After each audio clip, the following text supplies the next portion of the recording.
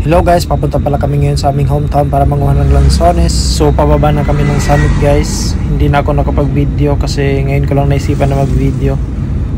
So ito guys, ang gamit natin ngayon is itong ating minivan DE64W Turbo Streetmatic, itong model na ginagamit. Napakasarap mag road trip dito guys kasi bukod sa walang masyadong dumadaan ng mga sasakyan is napakaganda ng mga tanawin at saka malamig yung simoy ng hangin.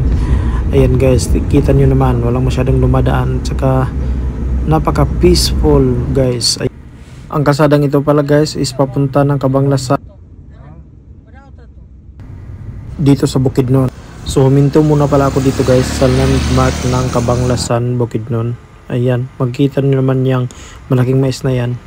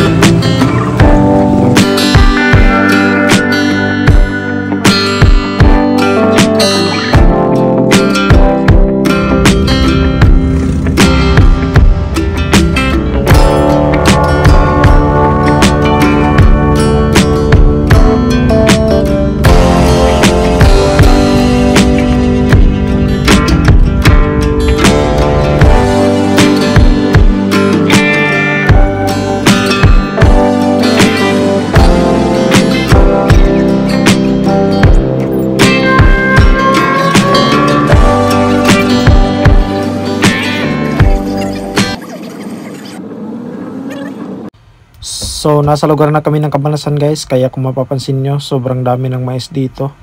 Ayan, halos lahat ng makikita natin is puro mais.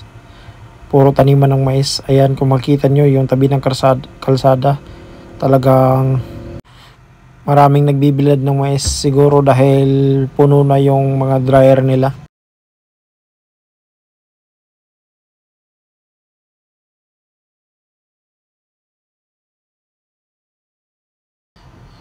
So dito guys, mabagal lang yung takbo namin kasi first time kong bumiyahe ng malayo at saka wala pang temperature gauge itong ating mini. Kaya alalay lang tayo sa pagpapatakbo. 80 lang yung natin, yung pinakamabilis, or 80 plus. Ayan, kung makita nyo guys, talagang puro mais dito sa Cabanglasan. Yung mga bundok okupado na talaga ng mga mais. Ayan. Dito na yata yung may pinakamalaking supply ng mais dito sa Mindanao. Kasi yung ibang part dito sa Bukidnon is puro pinya at saka mga saging. Yung sa may bandang Talakag naman is mga yung produkto nila doon mga boss, mga gulay. So dito guys is medyo paakyat itong daanan na to, kaya lang sa video. Enjoy watching na lang.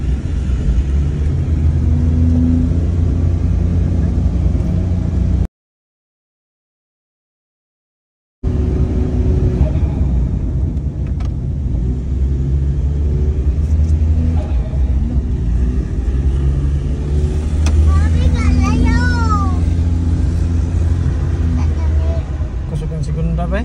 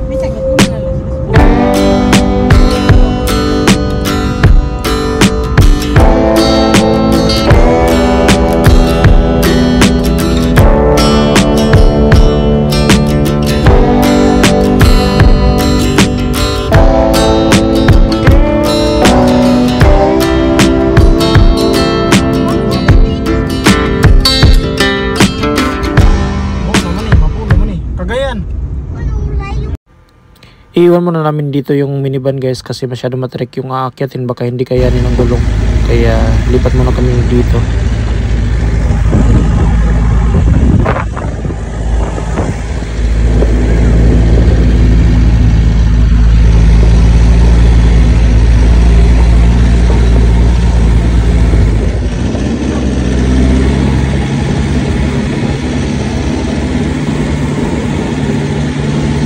Subidan namin guys.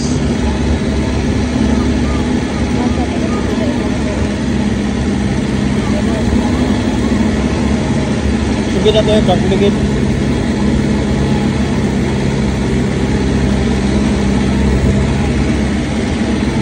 Subida oy. Tara guys, so subida kayo.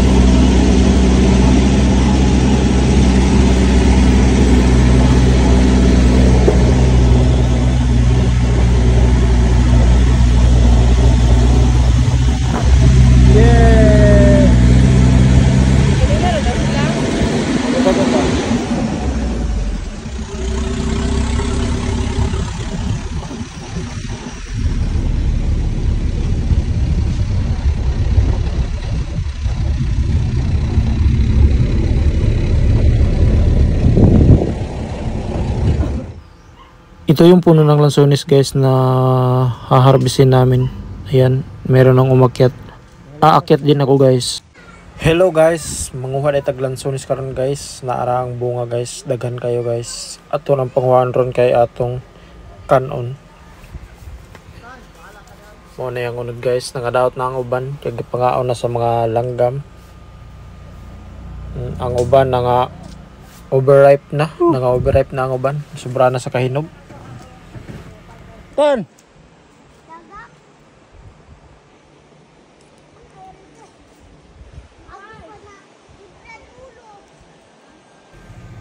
So napa sa pikas punuan guys. Naradagan pa kani. So bali ko ani kapunuan. Unom or 5 ang among arbisan ron. Una guys, taas kayo.